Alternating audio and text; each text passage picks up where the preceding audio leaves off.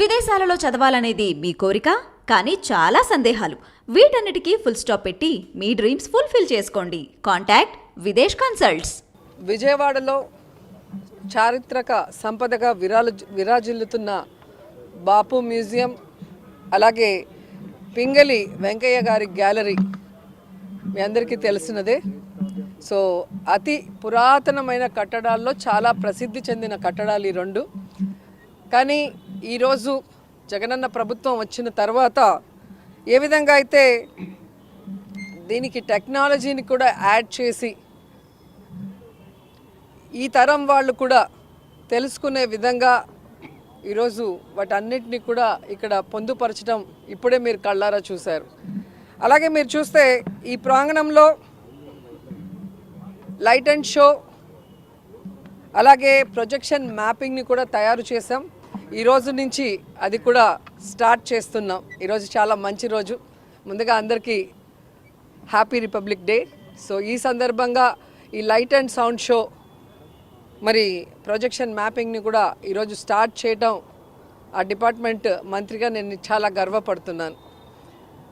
ఎందుకంటే పిల్లలకి నాలెడ్జ్ రావాలన్నా, లేదంటే మన స్వాతంత్ర సమరయోధులు ఆనాడు వాళ్ళు చేసిన పోరాటాలు కానీ వారి త్యాగ ఫలితం పిల్లలకి తెలియాలన్నా బుక్స్ చదివే పరిస్థితి ఇప్పుడు లేదు. చెప్పాలి అంటే నానమ్మ తాతయ్యలు లేరు ఇంట్లో. సో ఇలాంటి లైట్ అండ్ షో, సౌండ్ షోస్తో పిల్లలు అట్రాక్ట్ అవుతారు. ఇక్కడికి వచ్చి చూసినప్పుడు వారందరి త్యాగ ఫలితం, వారి పోరాటాలు తీసుకొని వీళ్ళు కూడా ఇన్స్పిరేషన్గా వారి లైఫ్లో ఒక వాల్యూస్ ఉన్న పిల్లలుగా ఎదుగుతారన్న ఆలోచనతో ఇది చేయటం జరిగింది. నిజంగా ఈరోజు చాలా హ్యాపీగా ఉంది. గతంలో విజయవాడకు వస్తే దుర్గమ్మను దర్శించుకొని, దుర్గమ్మ ఆశీస్సులు తీసుకొని ఆ తర్వాత ఏం చూడటానికి లేదే అని ఫీల్ అయ్యేవాళ్ళు. ఎందుకంటే ఎవరైనా ఒక టూర్కి వెళ్తే 2-3 డేస్ పిల్లలతో పాటు కుటుంబంతో ఉండాలనుకుంటారు. సో ఈరోజు జగన్మోహన్ రెడ్డి గారి పరిపాలనలో మీరే చూశారు, మొన్న ప్రపంచంలోనే అతిపెద్ద అంబేద్కర్ గారి మహాశిల్పాన్ని, statue of social justice, so అది ఓపెన్ చేయటం జరిగింది. అదే రోడ్లో కొంచెం ముందుకు వస్తే బాపు మ్యూజియం, దీంట్లో ఈరోజు నుంచి లైట్ అండ్ సౌండ్ షోని స్టార్ట్ చేస్తున్నాం. అలాగే కొంచెం ముందుకు వెళ్తే భవానీ ఐలాండ్, నేను మంత్రి అయిన తర్వాత మన పండుగలన్నీ అక్కడ చేయటం జరిగింది. సంక్రాంతి కానీ, ఉగాది కానీ, మొన్న కూడా మీరు చూస్తే కార్తీక మాసంలో శివుడి కళ్యాణం కానీ, అంటే ఊర్లకు వెళ్ళి ఊర్లలో తమ కుటుంబంతో గడపాల్సిన వాళ్ళు ఈరోజున్న బిజీ లైఫ్లో వెళ్ళలేకపోతున్నారు. కాబట్టి అన్నీ వారి దగ్గరికే తీసుకురావటం జరుగుతుంది. సో ఈ విజయవాడలో ఈరోజు అభివృద్ధి అంటూ జరిగింది అంటే అది జగనన్న గారి పరిపాలనలోనే నేను గర్వంగా చెప్పగలను. అండ్ ఈరోజు మీరు చూస్తే మా ఆర్కియాలజీ అండ్ మ్యూజియం డిపార్ట్మెంట్ రెండు కూడా చాలా అద్భుతంగా పనిచేసి ఇక్కడ మ్యూజియంలో కానీ, అలాగే లైట్ అండ్ సౌండ్ షో కానీ మీరు చూస్తే మీకు గూస్ బంప్స్ వస్తాయి. అంత అద్భుతంగా మన స్వాతంత్ర్యం కోసం పోరాడిన వాళ్ళు చేసిన పోరాటాలని మనం అందరం కూడా వీక్షించి, మీకు తెలిసిన వాళ్ళకి, అలాగే మీ మీడియా ద్వారా అందరికీ తెలిసి అందరూ కూడా విజయవాడలో వచ్చి ఇవి చూసే విధంగా, విజయవాడలో ఉన్న కుటుంబాలు ఖచ్చితంగా వీటన్నిటిని కూడా సందర్శించే విధంగా ప్రమోట్ చేస్తారని మనస్ఫూర్తిగా నమ్ముతున్నాను. ఎందుకంటే ఒకటి తీసుకురావడం గొప్ప విషయం కాదు, దాన్ని మీడియా ప్రమోట్ చేయాలి.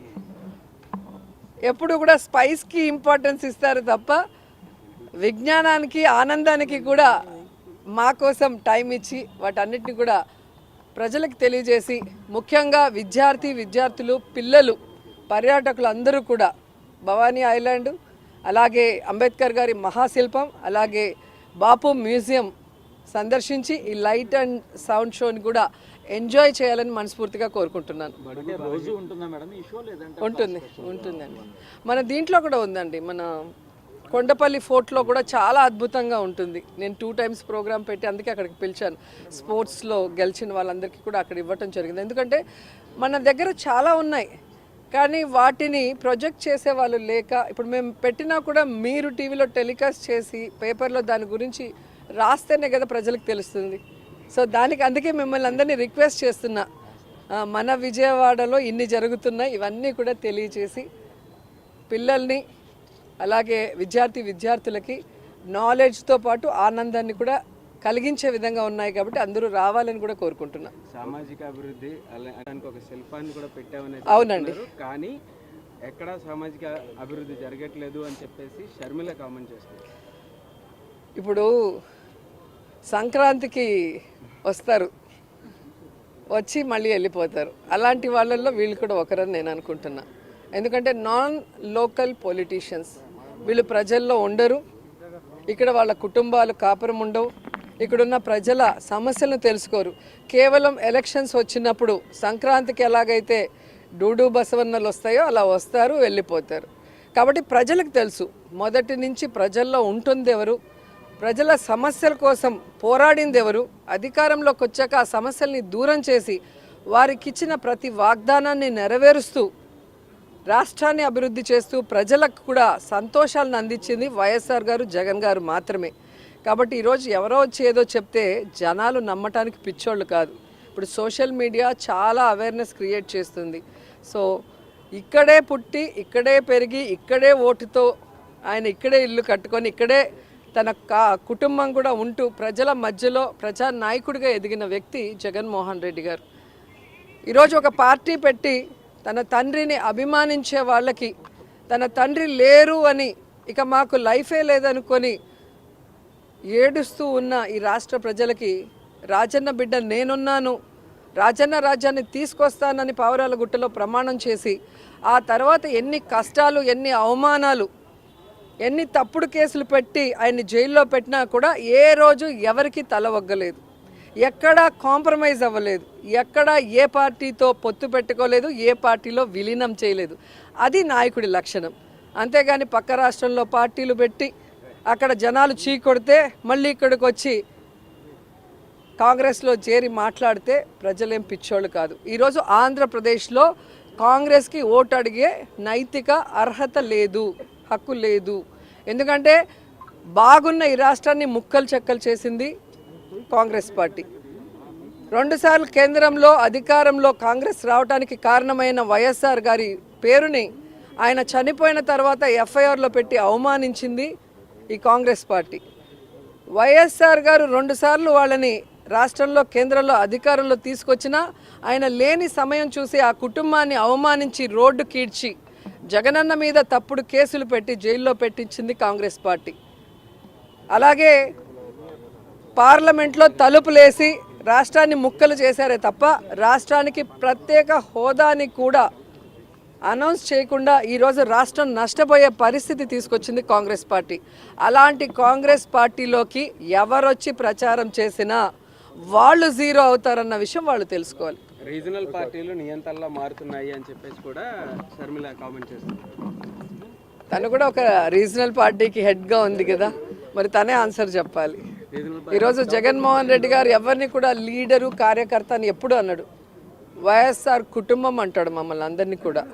ఈరోజు ఎస్సీ, ఎస్టీ, బీసీ, మైనారిటీ సామాన్యులందరినీ కూడా అసామాన్యులుగా మంత్రుల్ని, డిప్యూటీ సీఎంలు చేసిన ఘనత జగనన్నకే ఉంది. నియంతృత్వ పోకడలు ఉంటే ఇవన్నీ ఎలా జరుగుతాయి? గతంలో మీరు అందరూ రాజకీయాలను చూశారు. గతంలో మినిస్టర్లు ఎవరు, వాళ్ళ పరిపాలన విధానం ఎలా ఉంది, ఈరోజు ఎలా ఉందో మీరు చూడండి. ఒక మేనిఫెస్టోని జగన్మోహన్ రెడ్డి గారు ఇచ్చిన రోజే చెప్పాడు, ఇదొక బైబిల్, ఇదొక ఖురాన్, ఇదొక భగవద్గీతగా దీన్ని భావించి నేను పనిచేస్తానన్నారు. అదేవిధంగా పనిచేశారు. ఈరోజు ప్రతి కుటుంబంలో ఎంతమంది ఉంటే అంతమంది ఎస్సీ, ఎస్టీ, బీసీ, మైనారిటీ, ముఖ్యంగా మహిళలకి ఈరోజు సంక్షేమాన్ని, అభివృద్ధిని అందించారు. కాబట్టి అంబేద్కర్ గారి నిజమైన వారసుడుగా సోషల్ జస్టిస్ అనేది చేశారు. కాబట్టి ఈరోజు గర్వంగా అంబేద్కర్ గారి మహాశిల్పాన్ని ఆయన ఆవిష్కరించారు. అలాగే గాంధీ గారు కలలు కన్న గ్రామ స్వరాజ్యాన్ని కూడా జగనన్న తీసుకొచ్చి ప్రజల వద్దకే పరిపాలన వెళ్ళింది. కాబట్టి ఈరోజు ప్రజలు ఎవరికి లంచాలను ఇవ్వాల్సిన అవసరం లేదు, ఏ నాయకుడికి తల వంచి కాళ్ళు పట్టుకోవాల్సిన అవసరం లేదు. డైరెక్ట్గా డీబీటీ ద్వారా వాళ్ళ అకౌంట్లకే వారి ఇంటికి వాలంటీర్ వెళ్ళి వారికి కావాల్సిన పేపర్స్ తీసుకొని ఎవరు దేనికి అర్హత ఉంటే అది డైరెక్ట్గా వాళ్ళ ఇంటికి వస్తుంది. అంటే ఎక్కడ నియంత్రిత పోకడలు ఉన్నాయో ఒకసారి చెప్పాలి.